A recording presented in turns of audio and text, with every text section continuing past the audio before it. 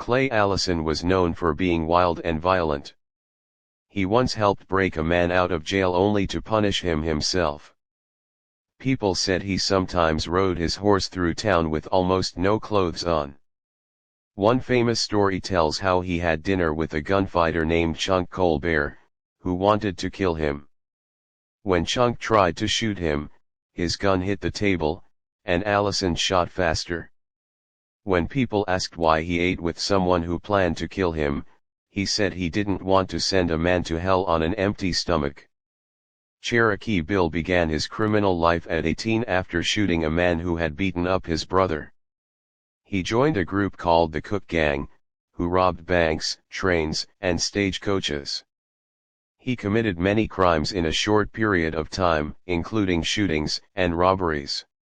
Even in jail he tried to escape.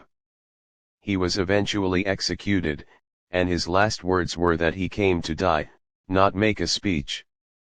George Parrott, known as Big Nose George, robbed trains and stagecoaches and killed 2 officers who tried to track him. After being caught, he tried escaping but failed. An angry group of townspeople captured him, and parts of his remains eventually ended up displayed in museums. Bill Doolin started the Wild Bunch Gang, one of the most successful robbery gangs in the West. They stole amounts equal to millions of dollars today. Most members were eventually killed or captured. Doolin escaped jail once but was later surrounded by lawmen, and when he tried to shoot his way out, he was taken down. Jim Killer Miller was both a lawman and a hired gun. He claimed he had ended the lives of up to 50 people, though that number may have been exaggerated.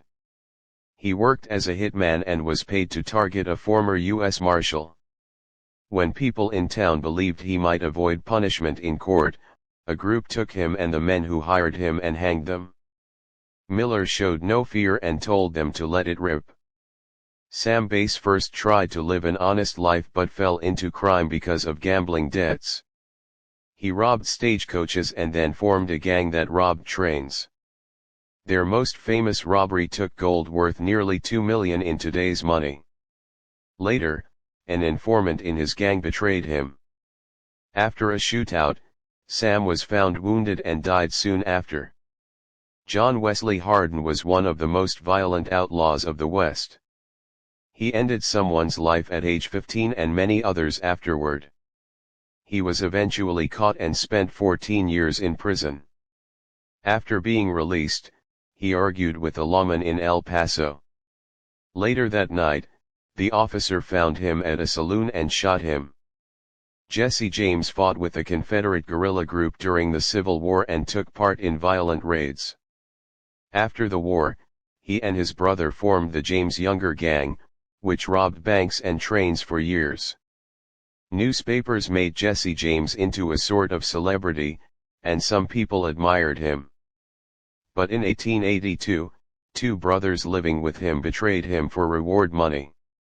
Billy the Kid became an orphan at 15 and soon turned to crime. He escaped jail several times and joined a group called the Regulators during the Lincoln County War.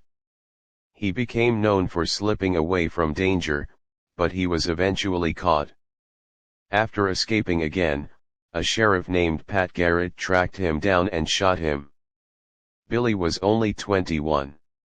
Butch Cassidy and the Sundance Kid were famous partners who led the Wild Bunch Gang. They planned their robberies carefully, scouted escape routes, and even prepared fresh horses along the way. Surprisingly, they avoided killing people during their crimes. They eventually left the country and went to Bolivia.